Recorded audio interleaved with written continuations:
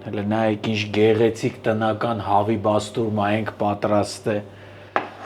Վերջնա։ Հոտը որ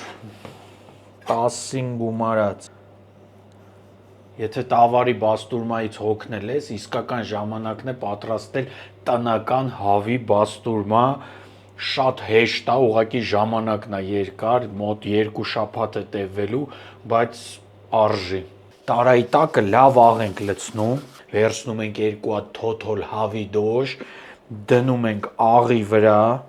վերևից առանց ափսոսալու աղ ենք ցանում,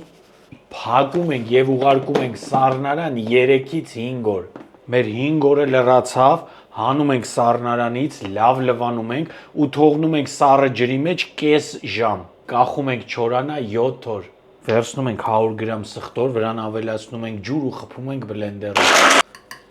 Վրան ավելացնում ենք 30 գրամ ալյուր, 70 գրամ չաման, 10 գրամ կարմիր բիբար։ Խառնում ենք եւ կամաց ջուրը ավելացնում ենք, պետքա նմանվի մածունի։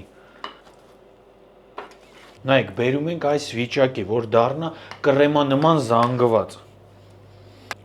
Հավի դոշը դնում ենք տարայի մեջ, չամանով լավ փակում ենք, ուղարկում ենք սառնարան 3-ից 5 օր։ Հանում ենք մեր հավի դոշը սառնարանից ու այսպես չամանը քսում ենք վրան։ Ցարդ գեղեցիկ քսում ենք, որպիսի ծակոտիներ չմնա ու կախում ենք չորանա խոհանոցում 2-ից 3 օր։ Մեր հավի բաստուրման պատրաստ է, կտրենք տեսնենք ինչ ենք պատրաստել։ Տնական հավի բաստուրմա։ Հələ նայեք ինչ գեղեցիկ է, իսկական ես գնացի։